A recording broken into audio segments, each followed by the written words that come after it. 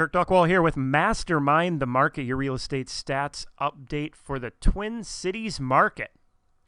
Well, is it a midsummer's night dream for sellers right now? What do I mean by that? I'll get into that in just 1 second. But first, make sure you click on that subscribe button. We know that knowledge is power, and the more knowledge that you have about our Twin Cities real estate market, the more that you can leverage that to your advantage. Let's dive into the data. Showings per week, per listing, median sale price range jumped back up after 4th of July week. We talked about that as a possibility in last week's video. So it was at a 3.98 up to a 4.28. This is the average number of showings per week, per listing in the median sale price range in the Minneapolis-St. Paul area. We are still, though, tracking behind last year at this time, which was at a 5.81. However, this 4.28 is actually pretty normal in years past outside of 2020.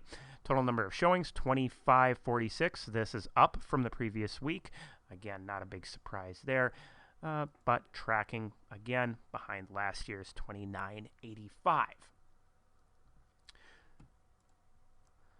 Looking at interest rates, we can see interest rates are ticking back down, but still holding in that predicted range right around 3%. So they moved down to 2.90. So if the trend continues, it wouldn't be too surprising to see this tick back up, as that's been kind of the ongoing trend week over week over week.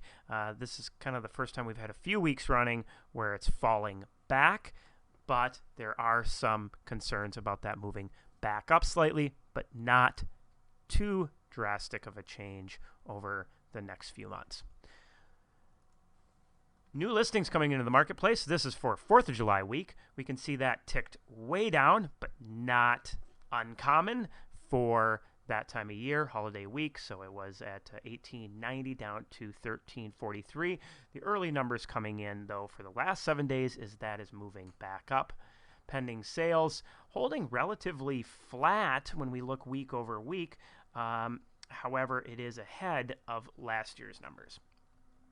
And inventory of homes ticking back down with that low injection of inventory coming into the market. So where is this bringing our market meter? We can see that it moves down week over week, was an 8.23 down to an 8.07. So although showing activity picked up a little bit with that supply and housing affordability, we see that meter move back down. So what does that exactly mean?